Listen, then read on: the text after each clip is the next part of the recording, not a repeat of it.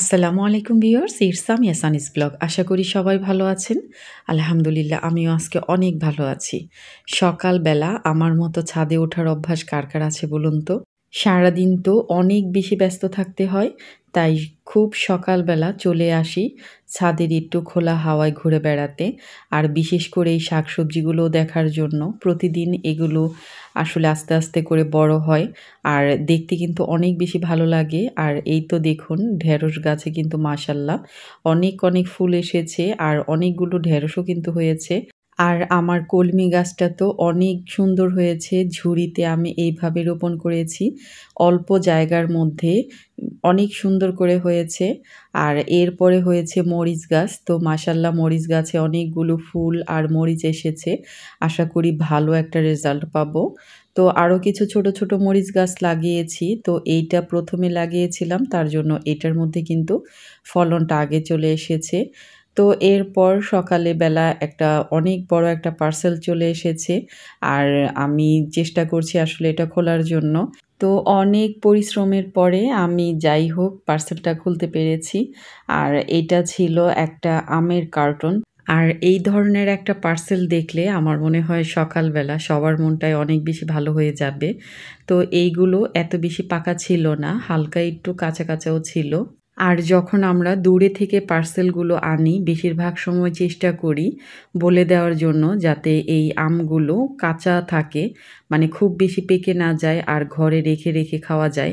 আর আমার হাসব্যান্ড তো কাঁচা আমের জুসটা অনেক বেশি পছন্দ করে। তো এই ধরনের যখন আম নিয়ে আসে সে দেখি অনেক বেশি খুশি হয়ে যায়। আর এইটা কিন্তু স্বাস্থ্যের জন্য অনেক বেশি ভালো। তো যাই হোক এরপর নাস্তা বানিয়ে নিচ্ছি। আর আজকে আমার ছোট বোন নাস্তা তৈরি করছে। ও একটা বিশেষ একটা রুটি তৈরি করছিল। তো বেলাবেলির ঝামেলা ছাড়া এটা কিন্তু খুব সহজ একটা উপায়। এইভাবে কিন্তু অনেক সময় খাওয়া যায়। আর এটা খেতেও কিন্তু মাশাআল্লাহ অনেক বেশি ভালো লেগেছিল। আর এটা যে কোনো সবজি কিংবা মাংসের সাথেও কিন্তু ভালো খাওয়া যায়। তো আজকে আমার বোন রান্না করছিল গরুর উঞ্জুরি। তো এইটা কিন্তু আমাদের গ্রামের ভাষায় গরুর উঞ্জুরি বলে, অনেকে গরুর বট বলে। তো যাই হোক আর এই জিনিসটা খেতে কিন্তু অনেক বেশি দুর্দান্ত হয়েছিল। তো আপনাদের নিজস্ব ভাষায় এটাকে কি নামে ডাকে আমাদের কিন্তু কমেন্ট করে জানাতে পারেন। তো যাই হোক এই রান্নাটা কিন্তু অনেক বেশি মজা লাগে। তো প্রতিদিন যেহেতু নিজে রান্নাবান্না করে খাই, মাঝে, মাঝে কিন্তু অন্য কেউ রান্না করলেও কিন্তু অনেক ভালো লাগে।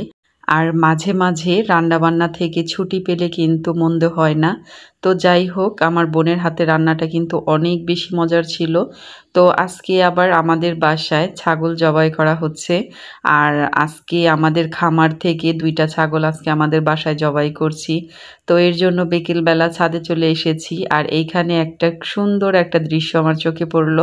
কাক পাখিগুলো কিন্তু একদম গাছ ভরে মানে পুরো ছাদ এলাকা জুড়ে ওড়াউড়ি করছিল। এর কারণটা হচ্ছে যে মাংস কাটার পর যে উৎকৃষ্ট যে অংশটা থাকবে এটার জন্য আসলে ওরা অপেক্ষা করছিল।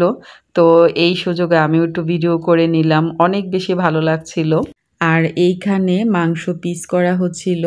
তো বেশিরভাগ সময় আমরা চেষ্টা করি বাড়ির মধ্যে যখন মাংস কাটি কসাইকে দিয়ে বিভিন্ন সাইজের করে মাংসটা কেটে নিতে। সবগুলো মাংস যদি একই রকম ছোট, ছোট সাইজের কাটা হয় তাহলে কিন্তু মানে রান্নার ধরনগুলো একই রকম হয়ে যায়।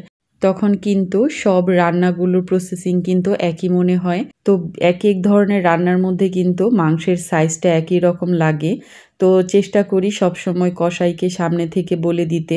তাহলে কিন্তু মনের মতো করে একটা কাজ হয়ে যায়। তো এগুলোতে যেহেতু আমাদের কাজ না, সামনে থেকে আসলে এটা নোটিস করে বলে দিলে খুব ভালো হয়।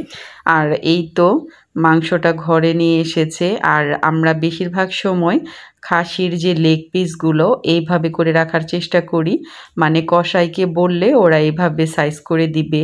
এতে করে কিন্তু আপনি বিভিন্ন ধরনের রান্না কিন্তু করতে পারেন। জামাই ডালা কিংবা যেই ধরনের বড় কোনো আয়োজনের জন্য বিশেষভাবে এই লেগ পিসগুলো প্রস্তুত করতে পারবেন। তো এইটা আমি একেকটা একেক পলি ব্যাগের মধ্যে রেখে দিব। আর এইভাবেই সবসময় রাখার চেষ্টা করি। আর বাকি যে বডি পিসটা থাকবে সেটা কিন্তু কেটে কুটে কষায় রেডি করে দিয়ে যায়। তো যাই হোক, এখন আমি সবগুলোকে সংরক্ষণ করে রাখবো। আর আমার এই ভিডিওটা কেমন লাগলো অবশ্যই কমেন্ট করে জানাবেন। সবাই ভালো থাকবেন। আল্লাহ হাফেজ।